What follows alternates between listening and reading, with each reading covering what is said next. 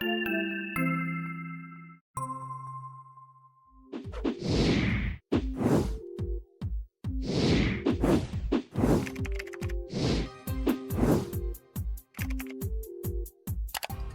today's podcast, we are going to try to tackle a big issue that we hear from folks, and it's from an article focusing on ADHD, but we think that these issues and these concerns really extend well beyond that to a lot of other things, whether it's relationships or school issues, right, or ADHD or lots of other things. We're going to tackle where the source of the problem is and how do we fix some of these problems. Right. We spend a lot of time, have spent a lot of time working with children and adults with ADHD, and so we subscribe to one of these good websites called Attitude, ADD, mm-hmm. Attitude, and this article is posted in the show notes, so you'll see it. And you can see it's a free publication, and it's reputable. It's good authors, reviewed experts in the field are talking about it.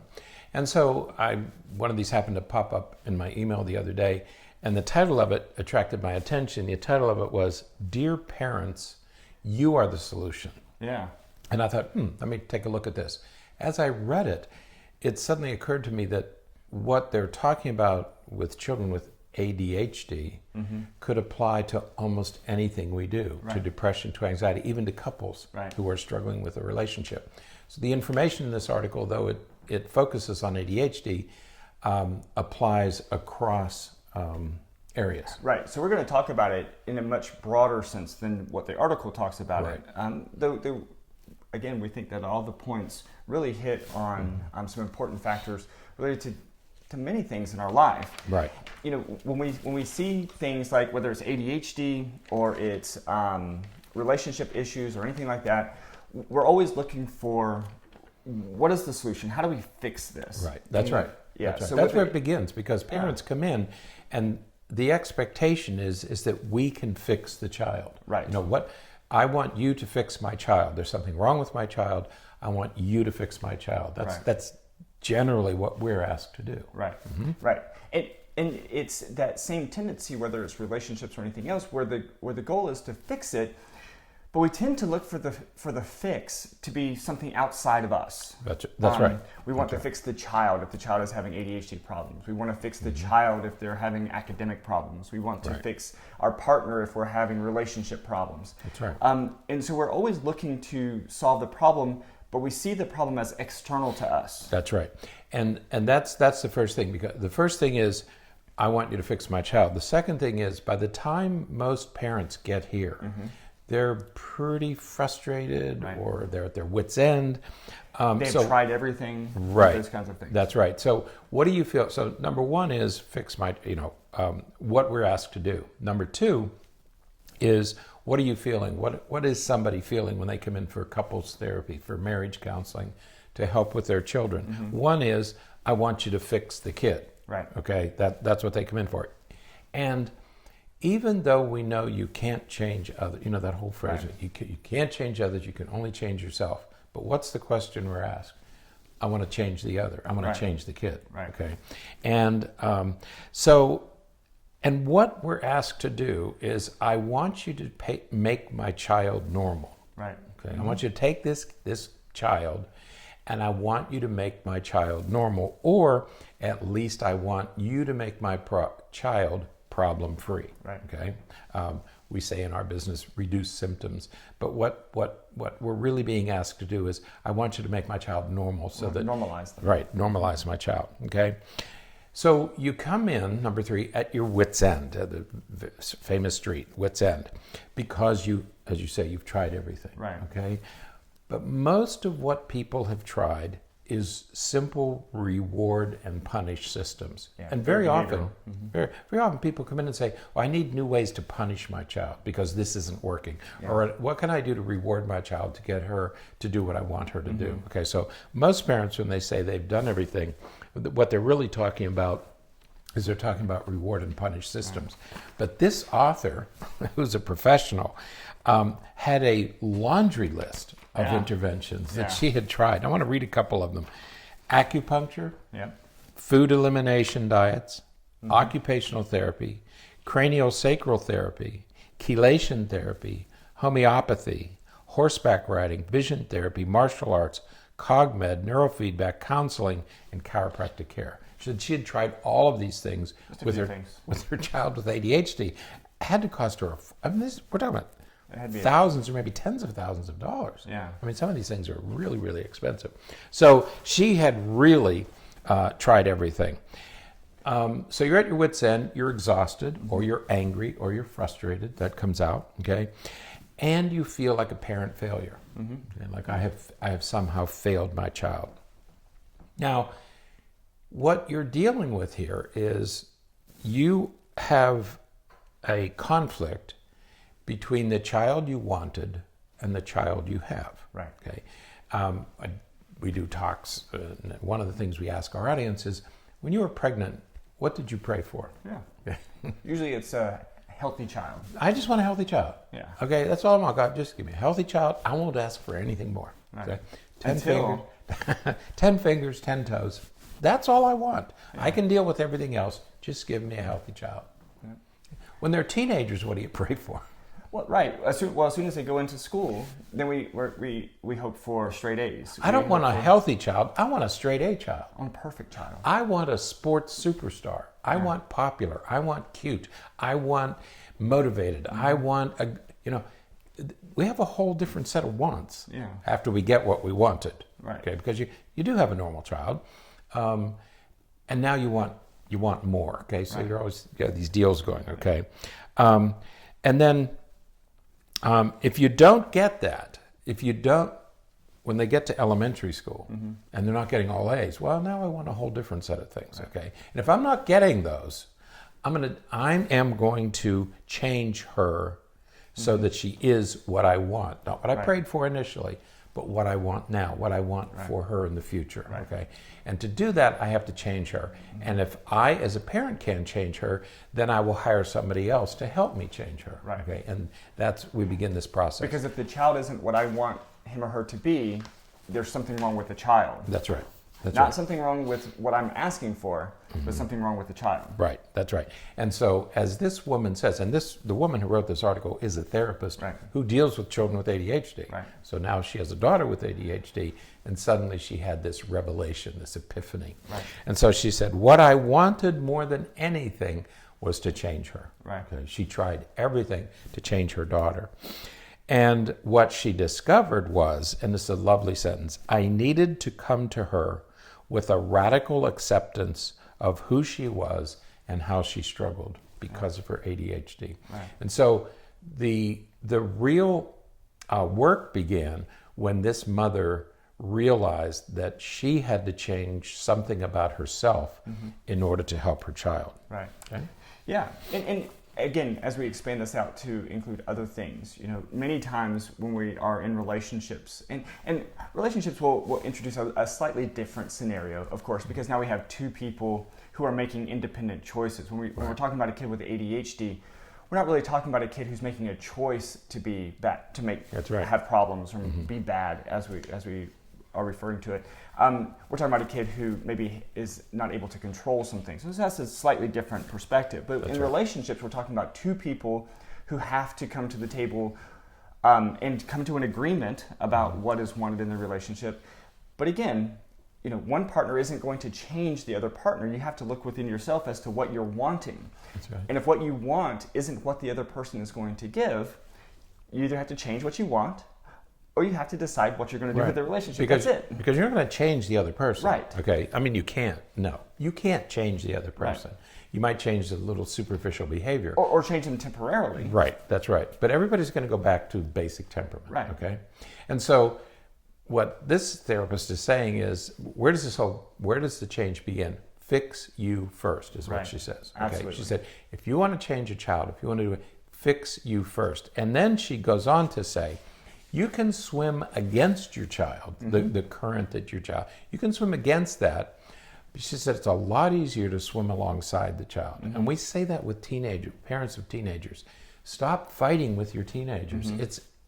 It just drains everything out of you, drains everything out of your family, drains everything out of your house. Stop battling with these teenagers. Swim with them. Understand who they are. Understand what their struggles are. Right. And swim alongside your teenager. Right. Stop swimming against them. Right. So how do you know? Then she goes on to say, why might you be the problem? What's going on that you might be the problem? Well, and that's sort of the root of a lot of this, right? Is that we look at, where's the source of the problem? Right. And we tend to look at the other person as the source of the problem. Right. But really the problem the real source of the problem may be within us. Maybe, again, our expectations, our desires, what we're expecting of the other person. That's right. I want my child to be this. Well, your child is this. Right. Okay. And to change who your child is to what you want your child to be is a very tall order, and it's fraught with danger. Right. Okay. So be very, when parents are told fix yourself first, typically they don't like hearing that. Right. And she acknowledges that. That happens all the time with us. It happens in families where you tell a parent, well, you have to change something about yourself. Well, I'm not the problem. Right. I don't. Why should I have to change? I'm not the one with the issues. Yeah, she has the issues. She's the one with low grades. She's the one getting in trouble at school. She's the one who's being disobedient. And we tend, as you say, to look at the other person as the problem. Mm-hmm. The other person's the problem. Yeah. So, how do I know that I might be the problem? Well, one of the things that you have to understand is that the parenting approaches that work with most kids don't work with these kids, whether it's ADHD or depression or bipolar, no matter what it is. 20% of children don't respond to the normal parenting issues. And for parents who have more than one child, they'll typically say that, or we'll point that out. Wait a minute, you have 3 children. Only one of them is doing this. Right. And they'll say, everything that works with this one doesn't work with this one. Right. Okay. Right. They're a different person. Right. So what you might have to do is take a different approach with this. It worked with these 3, but it's not working with this one. So you might have to adopt a different approach rather than saying, well, by God, it worked with the other 3, and I'm going to just keep doing more and more of it so that it works with you. Well, that's not the kid problem. That's your parenting approach. It's not you. It's the approach that you're using isn't working. Right. Okay. So that's one thing. Second thing is, and you've already mentioned this, is that we have to understand kids who are different, whether it's ADHD or anything else. You have an ADHD brain. Okay? Right. This is not willful or intentional. What these children are doing is not willful. It's not intentional. It's not even misbehavior. It's just how their brain works, and you need to understand that. Right. Okay? They're not choosing to do those things. And again, I keep expanding it out to other things like relationships and things like that. But the person that you're with, if you're unhappy in a relationship and you want the other person to change, one of the things you have to consider is that the temperament and behaviors from the other person may just be who they are. It may not be that they're choosing to upset you or to do things that are frustrating to you. It may just be that that's who they are, and so they don't see anything wrong with that.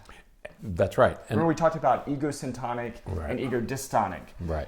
This is an egosyntonic issue. They don't see anything wrong with what they're doing. They don't see that it's problematic because it's just the way that they see the world. That's right. They're not seeing it as disordered or problematic as you may be feeling it to be.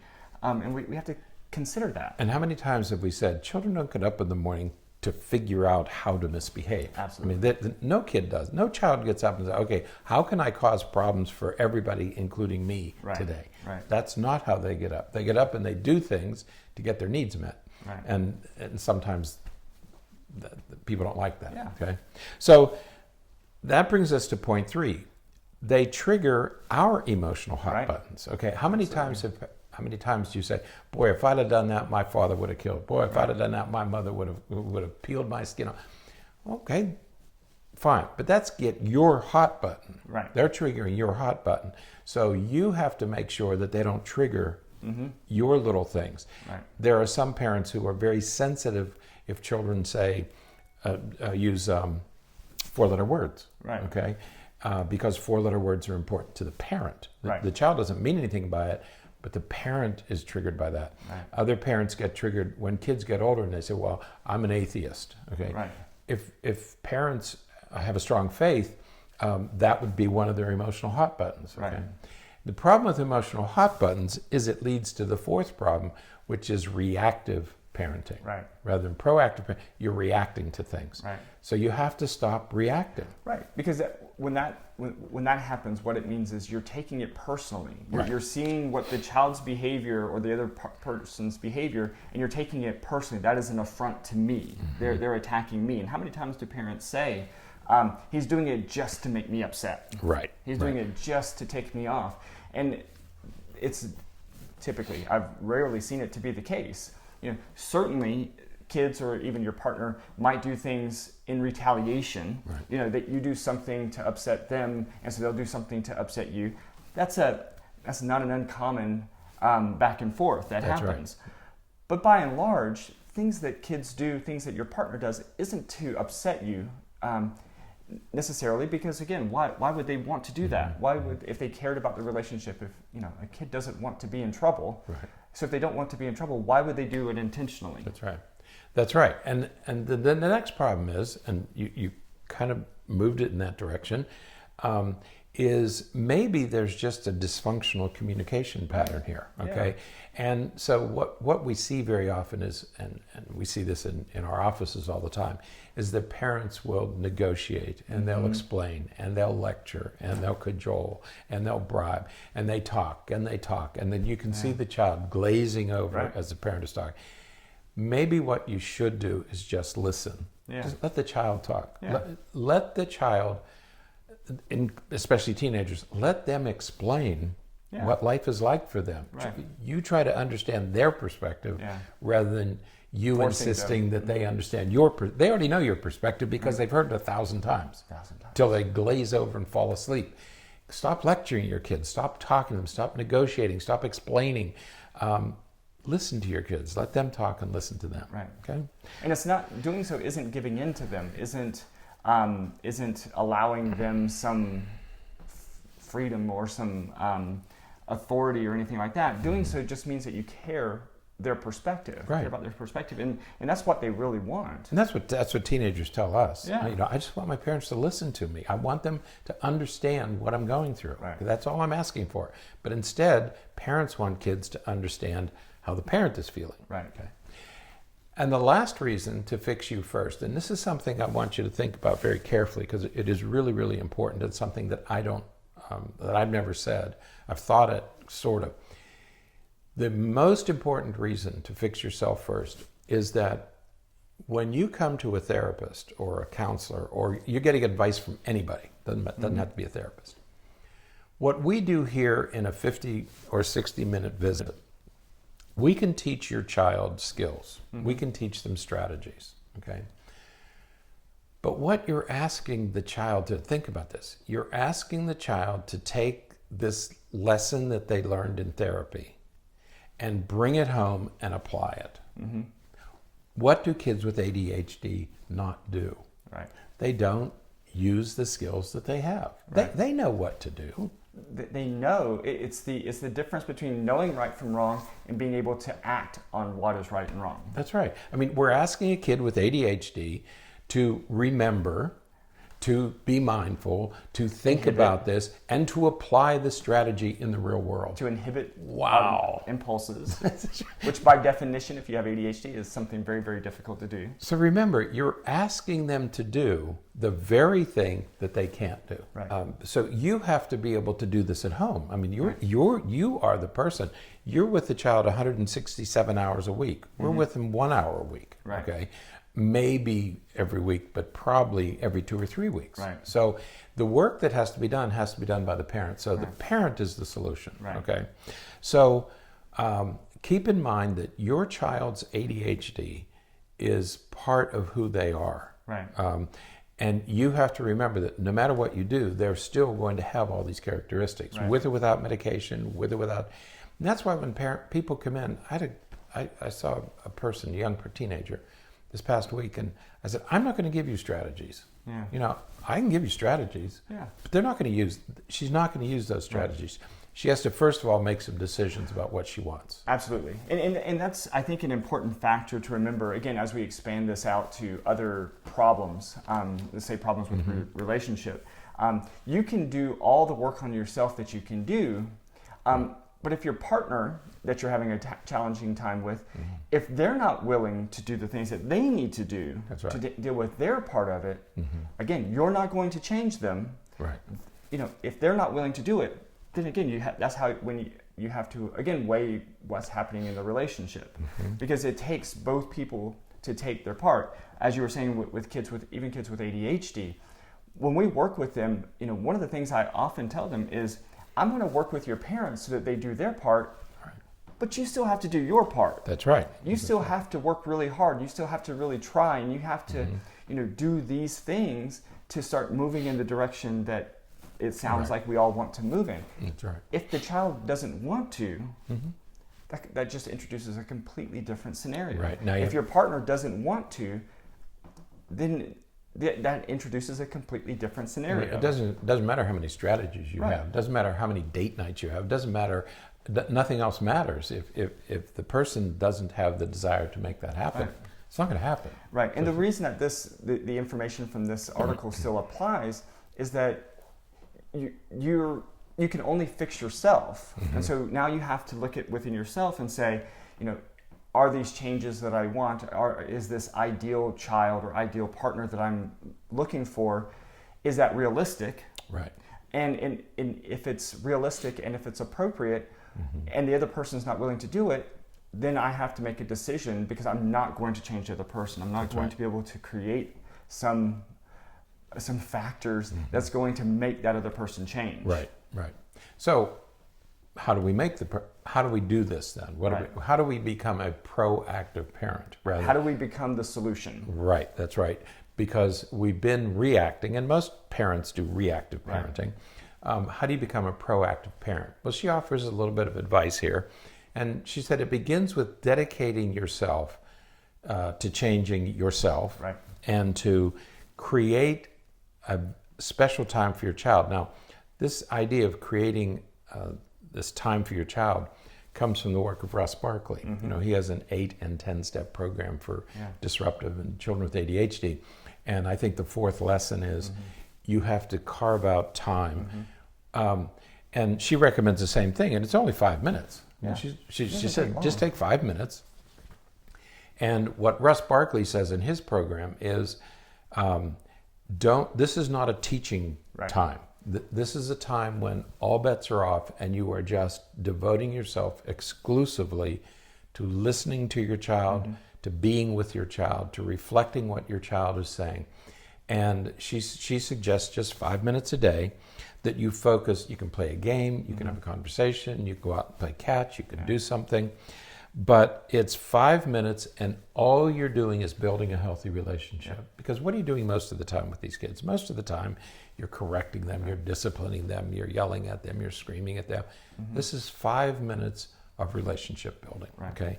And she has come up with this 5-step process, and the acronym is PRIDE, Pride. And the first one is praise, okay? We overdo praise. We tend to overdo praise. Teachers do, parents do. We're always praising as though, everything the child does, we have to, that's very good listening, and that's very good this and very good that. Make sure it's legitimate praise. And that comes from the behavioral perspective. That's right. Right?